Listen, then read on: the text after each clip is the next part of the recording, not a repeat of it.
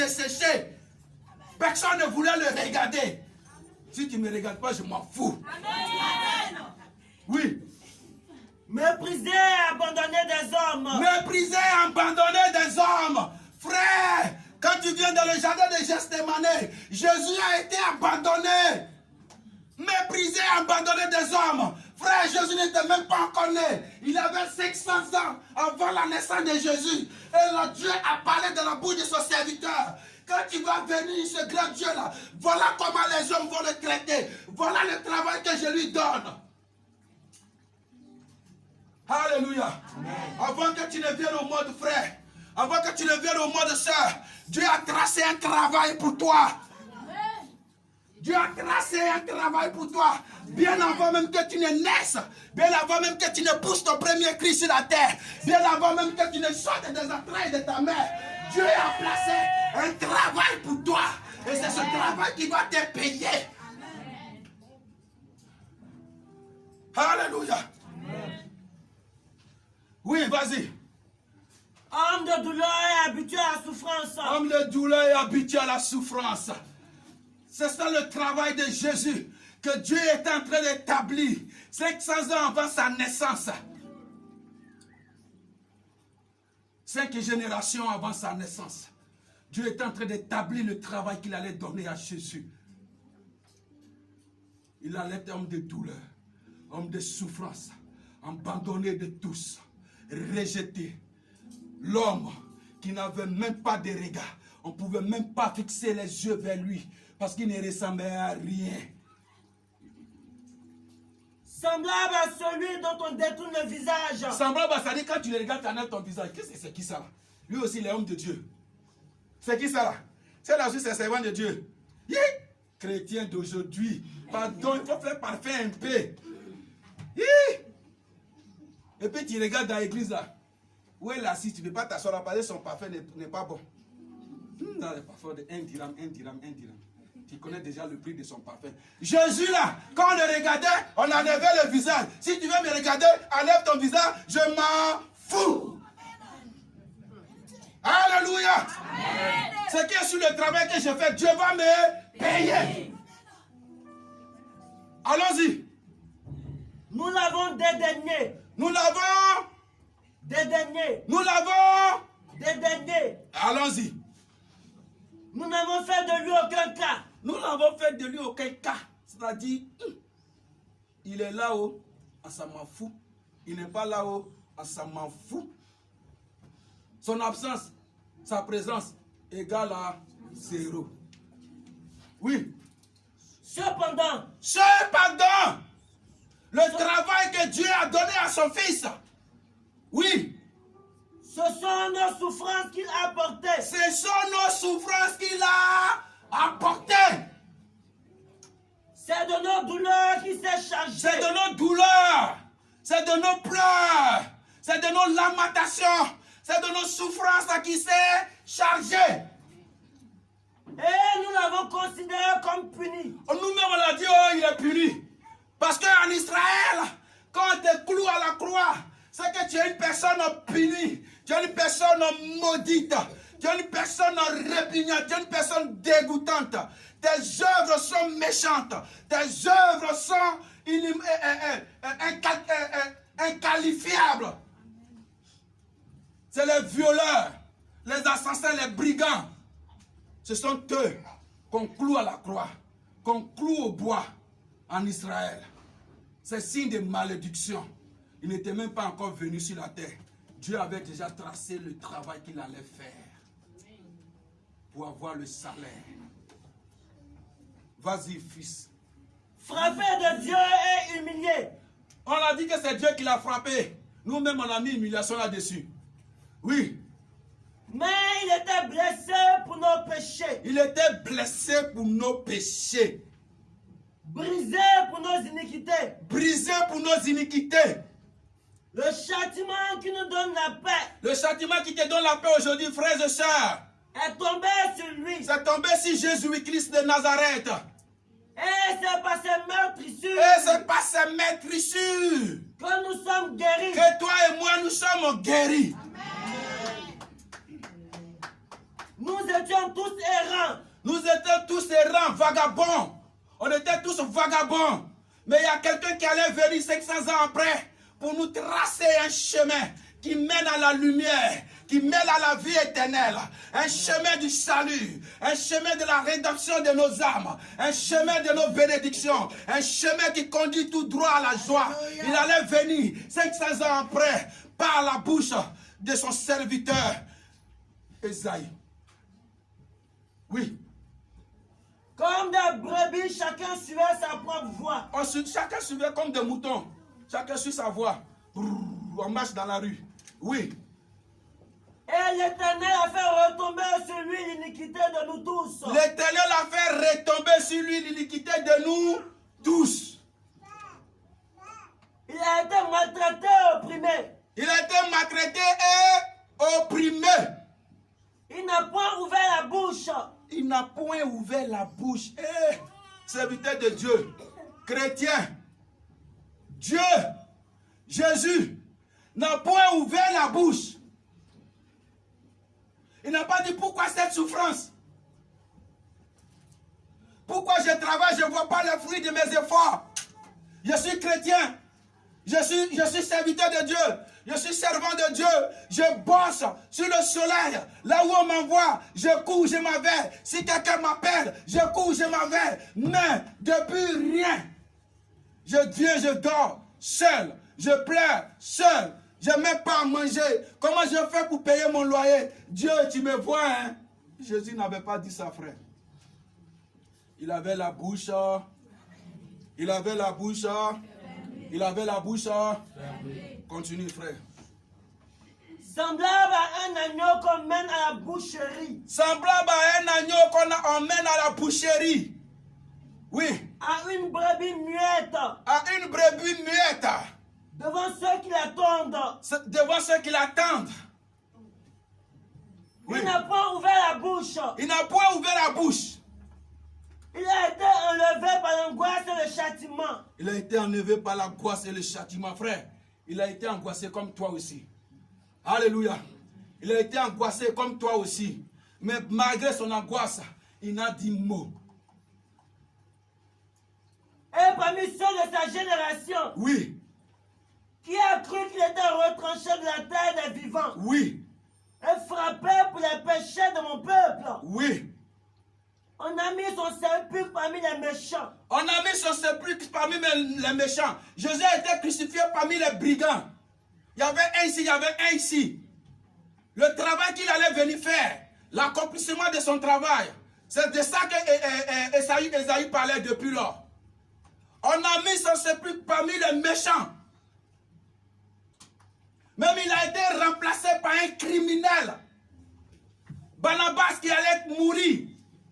Les gens ont préféré sauver la vie de Barnabas pour condamner l'innocent qui était Jésus-Christ de Nazareth. Barnabas qui ne pouvait même pas vivre, qui était condamné à mort. Jésus a pris la place de Barnabas. Il était mis parmi les méchants. Oui. Son tombeau avec le riche. Mais son tombeau était avec le riche. Parce qu'il appartient à la classe de la royauté. Alléluia. Ta souffrance ne détermine pas ton arrivée. Alléluia. Ta souffrance ne détermine pas ton arrivée. Alléluia. Alléluia. Alléluia. Frères et sœurs, regardez-moi un peu. Je vais aller de là à là. Alors, pour aller de là à là, je ne peux pas marcher comme ça. Alléluia. Je ne marcherai pas comme ça. Caméraman, c'est ceux qui sont là-bas me voient. Je viens là-bas, ne vous inquiétez pas. Alléluia. Je ne marcherai pas comme ça pour arriver là. Je veux marcher comme ça. Il y a un vide ici. Alléluia. Alléluia. Il y a un vide ici, mais quand même, je ne tombe pas. Alléluia. Il y a quelqu'un qui est là qui me soutient. Il dit, vas-y, mais moi, je me charge du vide. Alors moi, j'avance. Le vide ne m'intéresse pas. Moi, j'avance. Le vide ne m'intéresse pas. Jusqu'à ce que j'atteigne mon objectif. Dans les vides qui sont là, il y a la souffrance, il y a l'humiliation, il y a la cupidité, il y a la trahison, il y a les calomnies. Mes frères, il faut avoir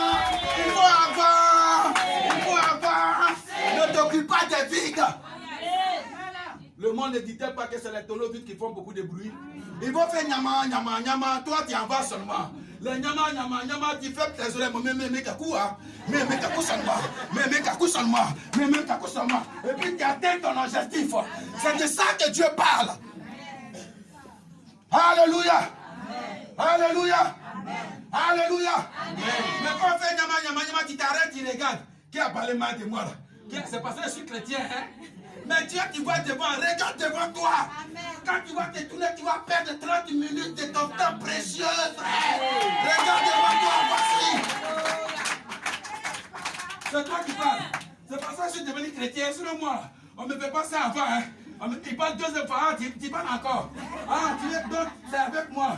Ah, donc avec... C'est parce que je suis chrétien que j'ai fait petit. Entends lui-même, il est sanglanté. Tu lui dis, c'est parce que tu es chrétien que tu as fait petit, frère. Le vide, c'est Jésus qui soutient ça. Quand tu lances ton pas, il y a un vide. Lance le deuxième, il y a un vide. Mais tu ne vas pas tomber. L'équilibre, c'est Jésus. L'empire, c'est Jésus. La forteresse, c'est Jésus. Le rédempteur, c'est Jésus. Le souteneur, c'est Jésus. Celui qui te soutient, c'est Jésus. Il t'a donné un chemin. Il t'a donné un objectif. C'est ce qu'il faut atteindre. Et c'était ça le cas de Jésus.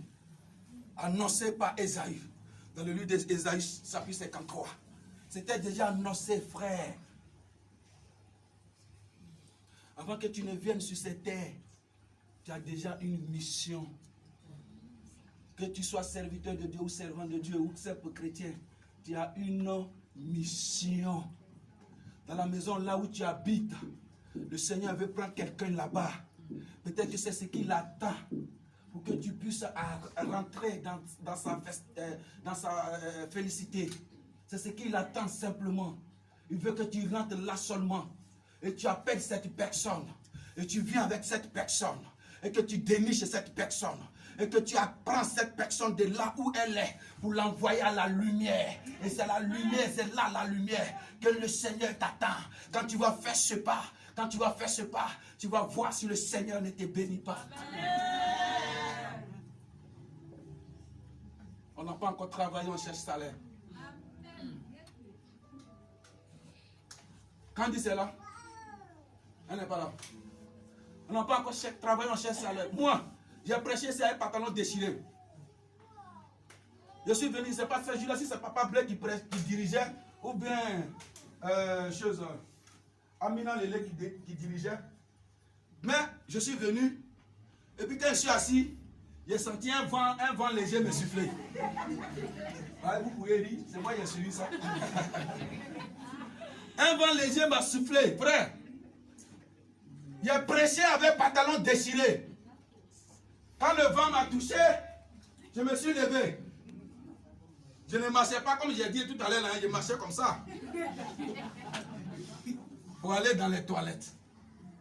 Quand j'ai touché, c'était même pas petit déchirure même. C'était gros comme ça. Alléluia. Ma fille, plus qu'elle était là, j'ai dit, ah, plus qu'elle s'est gâtée. Elle dit, ma fille s'est gâtée. Elle dit, c'est gâtée comme elle dit, attends, il m'a dit chez Candice. Candice habitait quelque part ici. Je suis allé là-bas, il a tapé. Candice, heureusement, elle vient toujours à retard. Ce jour-là, Dieu merci pour moi, elle est venue à retard. Elle habite toujours ici au commissariat. Mais elle venait toujours à retard. Il dit, ma fille, Candice, pardon, tu n'as pas aiguille là-bas. En tant que je partais, j'ai dit à la personne qui dirige là que s'il ne suis pas encore venu, il ne faut pas arrêter de diriger. Parce que ce jour-là, c'est moi qui prêchais. Alléluia. Frère, Bamba était trop. Si 10 mètres trop, c'est 200 dirhams.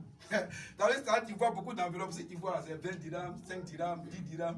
Il dit, hey, Seigneur, c'est toi qui fais. Alléluia. Amen. Si offrande est trop, c'est 150. C'est plus qu'à qui comptait.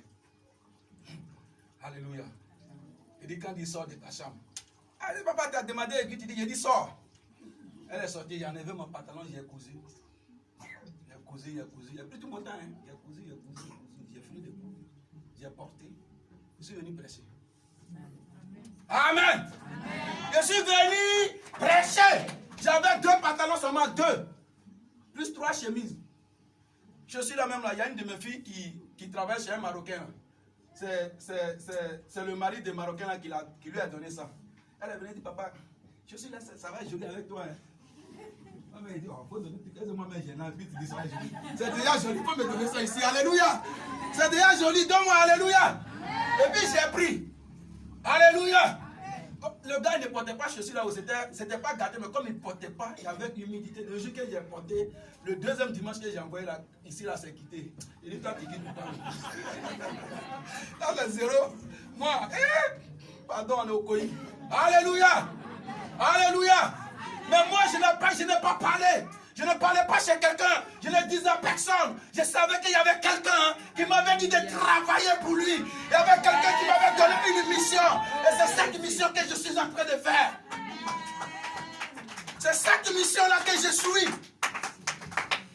Alléluia. Alléluia.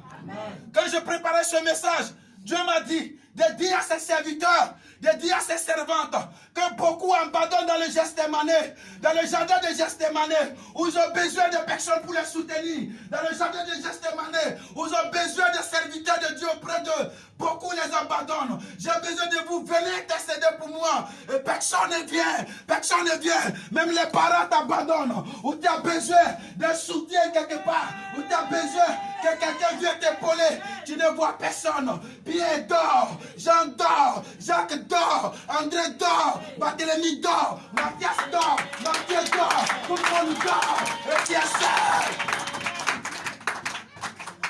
Et tu es seul.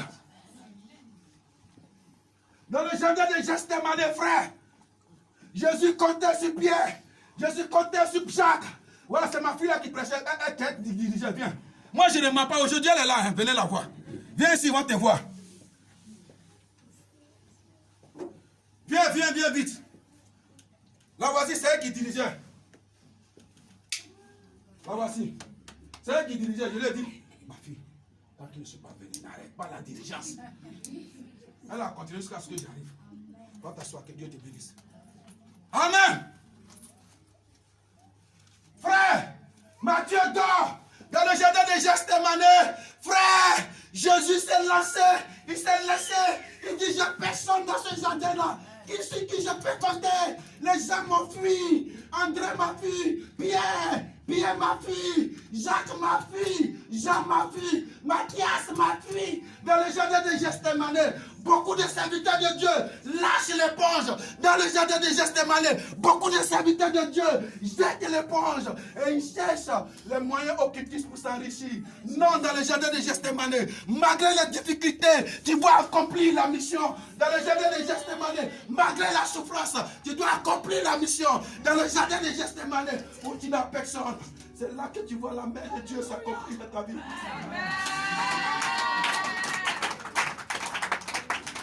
C'est là que tu vois la main de Dieu s'accomplir dans ta vie.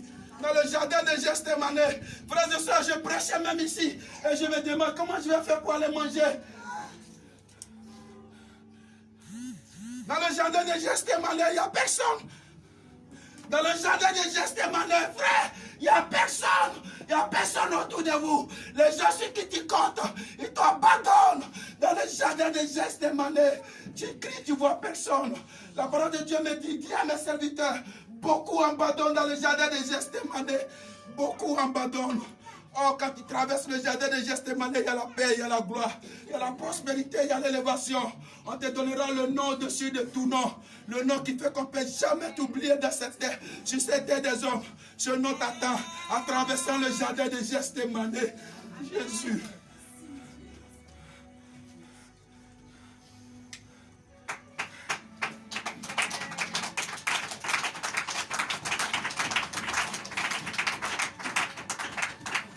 Nous devons suivre le jardin de Gethsémani. Dans le jardin de Gethsémani, je prenais même crédit pour payer ma maison. Ma fille Jeannette, viens. Je ne sais pas pourquoi elle est là aujourd'hui. Viens Jeannette, viens. Dans le jardin de Gethsémani, je prenais crédit pour payer ma maison, frère. Mais je n'ai pas lâché la main de Dieu. C'est elle. C'est elle qui vit avec moi aujourd'hui à la maison. Je lui ai demandé l'argent, je n'ai même pas pu rembourser. Pour payer ma maison. C'est la dernière fois qu'elle m'a rappelé, ma fille ne plaît pas. Que Dieu te bénisse. Alléluia. Dans le jardin de Gethsémani, Tu n'as même pas l'argent pour manger. Tu n'as même pas un ami qui te regarde. Dans le jardin de Gethsémani, ne promène pas tes regards inquiets. Dans le jardin de Gethsémani, frère, ne promène pas tes regards sur la mission de Dieu. Cette mission que Dieu t'a donnée, il y a la paix au bout, il y a la récompense au bout. C'est pas une personne qui va te récompenser.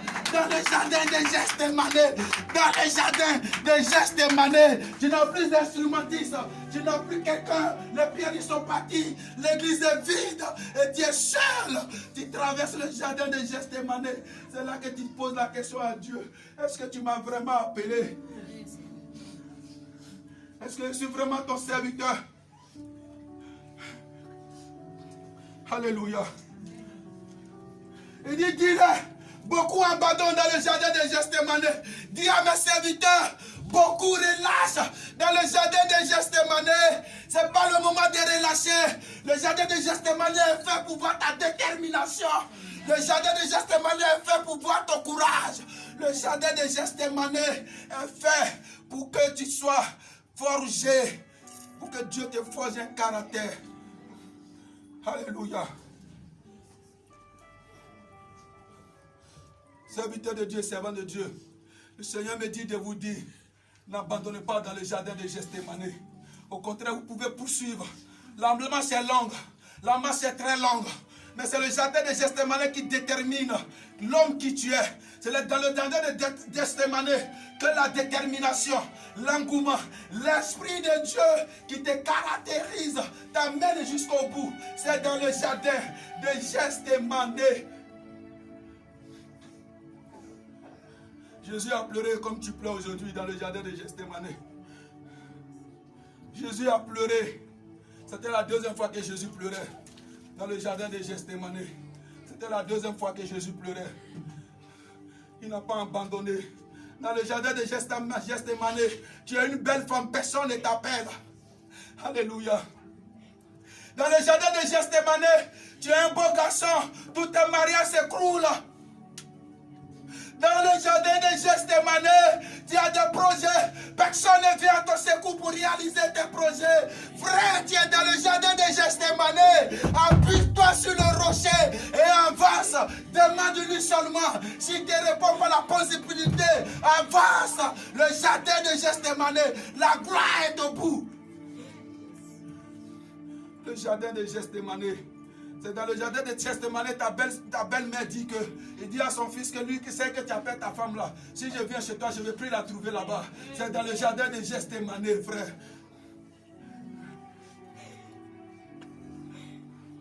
C'est le jardin de Gethsémani. Frère, quand tu es là-bas, tu comptes sur le gars, vous avez fini vos projets, vous avez tout fini, tout est bien planifié. Et puis il te donne un faux coup de fil pour dire que je ne veux plus de toi. Tu n'es pas mon genre. C'est dans le jardin de Gethsémani.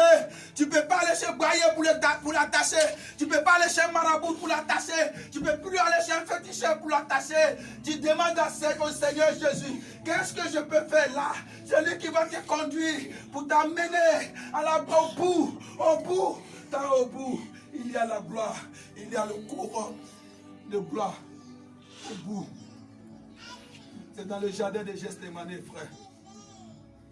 Alléluia. Dans mon parcours sur la voie, tout peut sombrer. Dans ma marche vers le ciel, tout peut sombrer. Et si la peur met des doutes sur ma route, sur ma route, je chanterai, tu es fidèle. Dans mon parcours sur la terre, tout peut sombrer. Frère, tout peut sombrer. Hey, tout peut sombrer. C'est pas parce que tu es chrétien que rien ne peut sombrer, c'est un mensonge.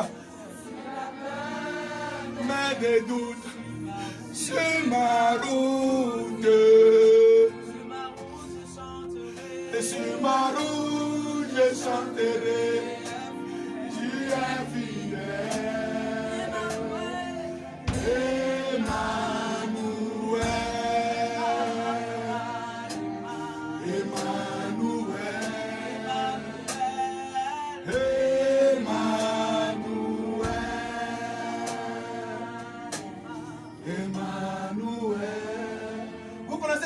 signification d'Emmanuel. La signification d'Emmanuel veut dire Dieu est avec nous. Frère, dans le jardin de Gethsémani, Dieu est avec toi. Dans tes souffrances, Dieu est avec toi. Dans tes difficultés, frère, Dieu est avec toi. Dans tes tribulations, dans les calomnies, dans les moissons des gens, Dieu est avec toi. Emmanuel est là. Il est là. Il est là. Accomplis la mission pour laquelle il t'a fait venir sur la terre.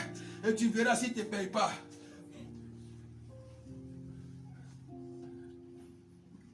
Et tu verras s'il ne te paye pas. Si Emmanuel ne t'a pas payé, il faut quitter sa maison. Il faut quitter son chemin.